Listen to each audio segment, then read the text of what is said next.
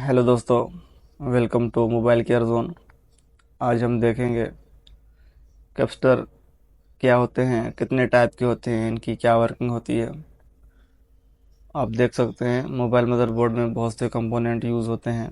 यहाँ पे आईसी है, यहाँ पे कुछ कॉइल लगे हुए हैं, और ये जो ग्रे और ब्राउन कलर के कंपोनेंट आप देख रहे हैं ये कैपेसिटर हैं। कैपेसिटर बीच में ब्राउन कलर के होते हैं और साइडों से इनके ग्रे कलर के टर्मिनल होते हैं। कुछ कैपेसिटर टू टर्मिनल होते हैं जिनको हम नॉर्मल कैपेसिटर कहते हैं। कुछ कैपेसिटर फोर टर्मिनल होते हैं, इनको हम कपलिंग कैपेसिटर कहते हैं। कपलिंग कैपेसिटर ज़्यादातर नेटवर्क सेक्शन में यूज़ होते हैं, वो हम आगे देखेंगे। Capacitor, what is capacitor? Capacitor क्या है? ये टू टर्मिनल इलेक्ट्रिकल डिवाइस है जो कि अपने अंदर इलेक्ट्रिकल एनर्जी को स्टोर करता है और फिल्टर करता है।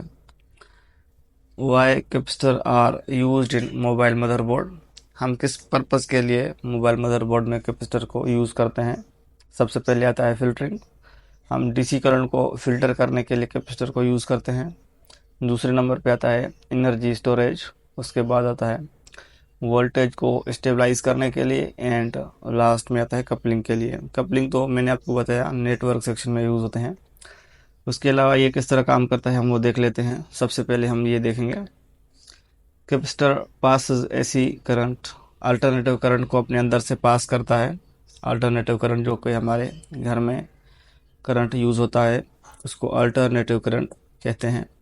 अगर आप कैपेसिटर की एक साइड पे एसी करंट को इनपुट करते हैं तो दूसरी साइड पे आपको आउटपुट में एसी करंट देखने को मिलेगा। बट अगर आप कैपेसिटर की एक साइड पे डीसी करंट इनपुट करते हैं तो दूसरी साइड पे आपको डीसी करंट देखने को नहीं मिलेगा। ये अपने अंदर से डीसी करंट को पास नहीं करता, जबकि एसी करंट को पास कर लेता है। मज़ीद डिटेल में देखने के लिए मैं यहाँ पे एक ड्राइंग आपके लिए ड्रॉ करता हूँ।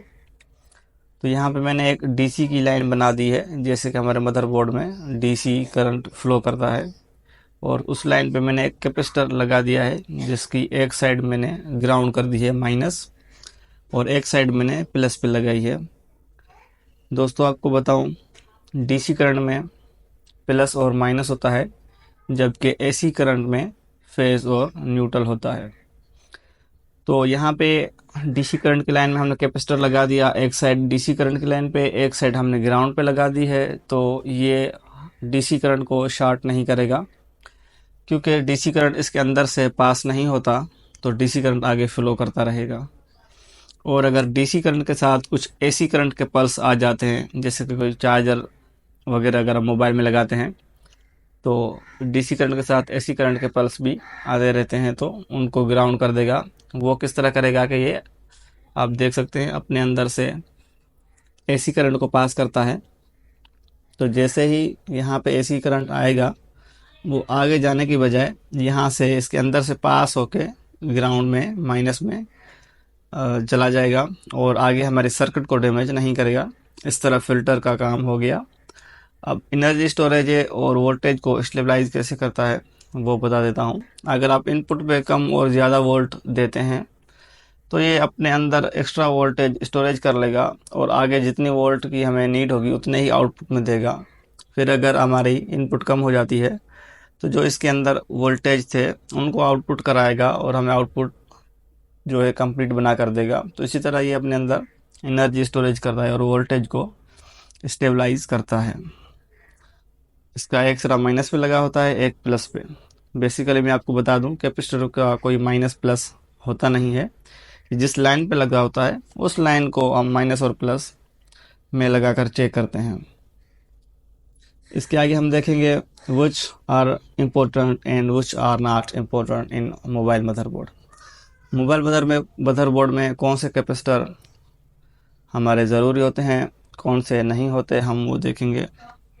ये डिपेंड करता है कैपेसिटर की यूनिट पे, कि कौन सी यूनिट का कैपेसिटर है, कितनी वैल्यू का है, और कौन सी लाइन पे लगा है। यूनिट क्या होती है? आप कोई भी चीज़ खरीदते हैं तो या किलो के हिसाब से या मीटर के हिसाब से ख़रीदते हैं, तो वो किलो या मीटर जो है उस चीज़ का यूनिट होता है। तो इसी तरह कैपेसिटर को मेजर करने के लिए भी उसका यूनिट होता है, जिसको कहते हैं फेराडे। फेराडे से छोटी यूनिट होती है मिली फेराडे, जिसकी सिंबल होती है MF। उसके बाद माइक्रो फेराडे, इसकी सिंबल UF होती है, बट मैंने यहाँ पे बाय मिस्टेक MF लिखा हुआ है, लेकिन यहाँ पे UF होता है, सही है। इसके आगे आता है नैनो फेराडे, और नैनो फेराडे से छोटी वैल्यू होती है पिको फेराडे। तो इतने सारे वैल्यू के कैपेसिटर लगे होते हैं। बेसिकली इतने सारे वैल्यू के कैपेसिटर मोबाइल में लगे नहीं होते, इतने वैल्यू के कैपेसिटर होते हैं। अब हम देखते हैं मोबाइल में कौन से लगे होते हैं और कौन से इम्पोर्टेंट होते हैं, कौन से इम्पोर्टेंट नहीं होते। फेराडे हाई वैल्यू कैपेसिटर है, मोबाइल मदरबोर्ड में देखने को नहीं मिलेगा। मिली फेराडे, ये भी हाई वैल्यू कैपेसिटर है, मोबाइल मदरबोर्ड में देखने को नहीं मिलेगा। माइक्रो फेराडे के कैपेसिटर होते हैं, ये हमारे मोबाइल मदरबोर्ड में स्टोरेज के लिए यूज़ किए जाते हैं और वोल्टेज को स्टेबलाइज के लिए यूज़ किए जाते हैं। तो मोस्ट इम्पोर्टेंट कैपेसिटर है। अगर फॉल्टी है या फिर ओपन हो गया है या फिर अगर ख़राब हो गया है तो आपको वो कैपेसिटर वहाँ से रिप्लेस करना पड़ेगा और सेम वैल्यू का कैपेसिटर वहाँ पे लगाना पड़ेगा। सेम वैल्यू को किस तरह चेक करके लगाएंगे वो हम आगे देखेंगे।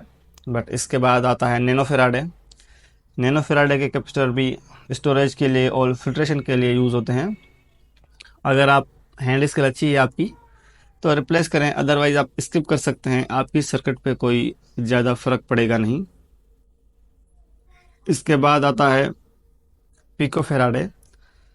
ये फिल्ट्रेशन के लिए यूज़ होते हैं और कपलिंग के लिए यूज़ होते हैं। अगर सीरीज़ में है तो आपको लगाना पड़ेगा, अगर सीरीज़ में नहीं है तो आप रिमूव कर दें, आपकी सर्किट सही काम करेगी, कोई फ़र्क नहीं पड़ेगा। अब सीरीज़ क्या है और पैरेलल क्या है ये भी हम आगे देखेंगे इसी वीडियो में। तो इसके आगे हम देखते हैं अभी कैपेसिटर का डेनोटिंग लेटर है C।